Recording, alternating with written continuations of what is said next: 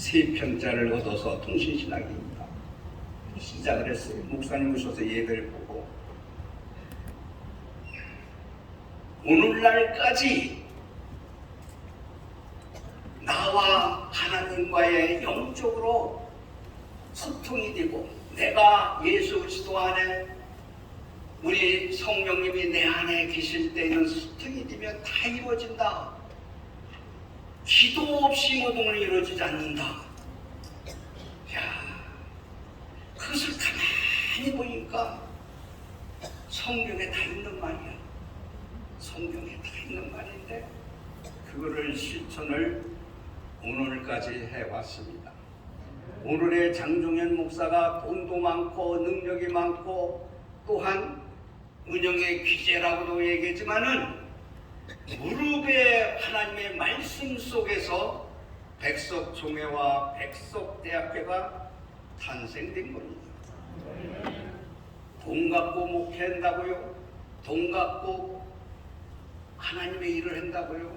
그거는 아닌 것 같습니다.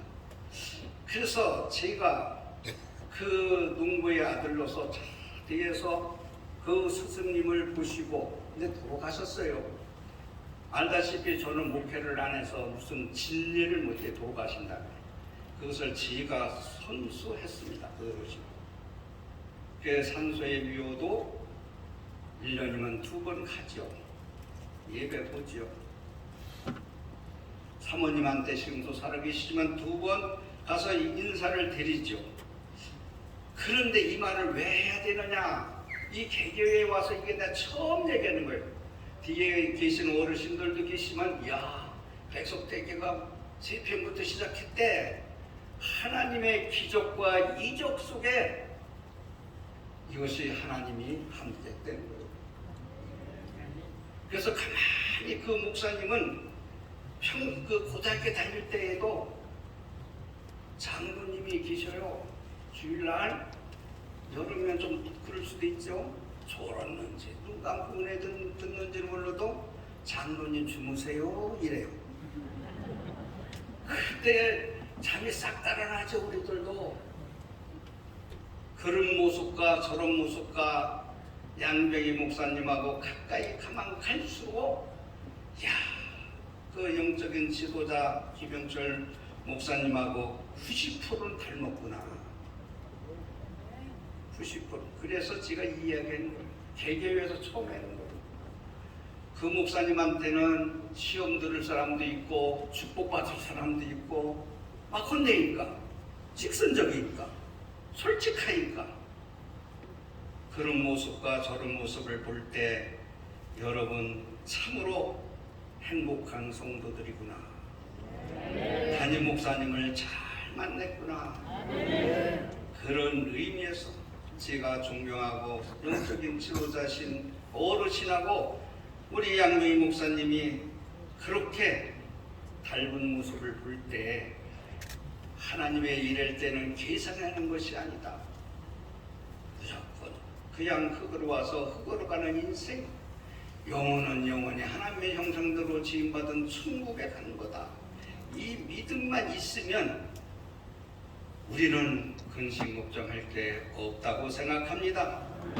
우리 양명희 목사님은 국가와 민족을 향해서 또한 한국 교회를 향해서 소신을 가지고 외치시는 이 시대의 영적 지도자이십니다. 나는 이 사장님이신 박효일 목사님이 그래요. 우리 총회 재단을 만들 때, 유재단을 만들 때 양병희 목사님이 아니면은 이걸 만들 수가 없었다. 양병희 목사님이 교회와 자기 살고 있는 아파트와 전부 재산을 총에다가 바쳐서 재단을 만드는데 밑거름이 됐다. 아주 순수하시고 단순하시며 계산하지 않고 하나님의 일이라면 무조건 하시는 분이다. 그래요. 그걸 2번 말씀을 하시더라고요. 근데 지금에 와가지고 보니까 그 말이 맞습니다. 제가 볼 때는 우리 총회 진경총회 되면서도 총회 설립 45주년 준비위원장으로서 교단의 미래를 준비하면서 모든 일에 희생과 봉사를 하는 걸 볼 때에 우리 후배들한테 기감이 되는 목사님이라는 것을 깨닫고 하나님 앞에 감사를 드립니다. 또한 특별히 우리 백석대학교 실천신학대학원 원장으로 재직한 것도 거기에는 목사님들을 재교육시키면서 하나님 앞에 영광 돌리는 대학원입니다. 거기서도 목사님들로부터 존경받고 신뢰를 받는 목사님입니다. 이런 가운데서도 날마다 성도들을 위해서 기도하고 또한 많은 후배들에게 동력자들에게 기감이 되고 또한 참된 목회자의 삶이 어떤 것인지 몸소 희생하고 봉사하는 모습을 볼 때 참으로 감사하죠. 또한 용왕교회가 통일한국과 다음 세대를 준비하는 복된 교회가 되기 위해서는 오늘 임직하는 분들을 비롯해서 모든 성도님들이 어떠한 삶을 살아야 하는지 본문 중심으로 말씀을 전하고자 합니다. 첫째는 거룩한 행실이 본이 되어야 한다는 것입니다. 오늘 임직하신 분들은 무엇보다도 거룩한 행실을 통해서 모든 성도들에게 본이 되는 직분자가 되어야 되는 것입니다. 본이라는 말은 모범 또는 본복이라고 나와 있습니다마는 직분은 마땅히 행해야 할 본분을 말하고 있습니다. 거룩한 행실의 본이 되라는 말씀은 하나님 앞에서 구별된 삶을 살아서 의무와 책임을 다하면서 본을 받을 만한 사람이 되어야 한다는 뜻입니다. 본문 11절에 보면 너희가 어떠한 사람이 되어야 마땅하느냐라고 묻습니다. 너는 오늘의 장로로서 목사로서 또한 권사님으로서 집사님으로서 성도님으로서의 우리의 삶이 어떻게 살아야 되느냐. 오늘 임직하신 분들이 이제 교회를 대표하는 얼굴이 되었습니다. 물론 오늘 임직하시는 분뿐만 아니라 이미 교회에서 직분을 맡고 계신 분들도 교회를 대표하는 분이라는 사실을 잊지 마시기를 바랍니다. 그런데 누군가의 분이 되는 것은 쉽지 않습니다. 특별히 말세에 살아가는 우리들에게 본이 되는 삶을 사는 것이 더욱 어렵습니다. 직분자는 거룩한 삶으로 본이 되어야 된다는 것입니다. 어떻게 본이 되어야 되느냐? 하나님의 뜻이 뭔가에 구별할 줄 아는 사람이 되어야 된다 이겁니다. 골로새서 1장 25절에 보면 내가 교회의 일꾼 된 것은 하나님이 너희를 위하여 내게 주신 직분에 따라 하나님을 위해서 내게 주신 직분을 하나님을 말씀을 이루려고 한 거라고 말씀하셨습니다. 하나님의 말씀의 뜻을 이루기 위해서 너에게 직분을 주신다고 말씀하셨다는 것입니다. 거룩한 삶은 하나님의 말씀에 따라 사는 것입니다. 우리에게 직분을 주신 것은 하나님의 말씀을 이루기 위함이라는 것입니다.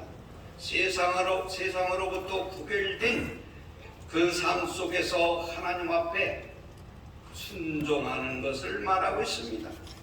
말씀에 순종하는 자는 소금이 스스로 소리 없이 녹아지는 것처럼 말씀에 자신을 스스로 녹여서 교회를 거룩하게 지키며 성도들에게는 소리 없이 섬김으로 녹아지는 그런 희생과 봉사를 말하고 있습니다.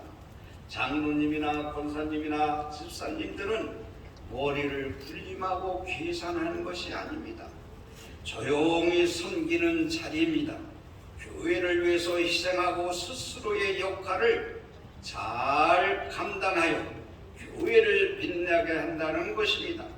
직분을 받았다면 더욱 겸손한 자세로 자신을 희생하고 성도들이 하나 되게 하는 데 앞장서야 된다는 것입니다. 교회의 직분은 어떤 직분보다도 명예로운 것이지만 그 명예의 권위를 누리기보다도 하나님의 영광과 교회의 유익을 위해서 세우는 것입니다. 그러기 위해서 자기를 부인하고 거룩하게 삶을 살아가야 된다는 것입니다. 사랑하는 성도 여러분, 거룩한 행실로 본이 되는 삶에는 사랑의 수고가 따릅니다. 사랑의 수고는 거저주는 것이 아닙니다. 갈라디아서 6장 9절에 보면 우리가 선을 행하되 낙심하지 말지니 포기하지 아니하면 때가 이르며 거두리라고 했습니다. 직분자는 하나님이 기뻐하시는 선을 행하면서 절대로 낙심하지 아니하고 포기하지 않는 것입니다. 그러기 위해서는 하나님의 때가 되면 반드시 열매를 맺어 하나님께 영광을 돌릴 수 있다는 것입니다. 사람의 칭찬이 아니라 거룩한 행실의 품을 통해서 하나님께 칭찬받는 직분자들과 영한 교회 모든 성도들이 되시기를 주님의 이름으로 간절히 축복합니다. 둘째는 경건한 삶의 본이 되어야 한다는 것입니다.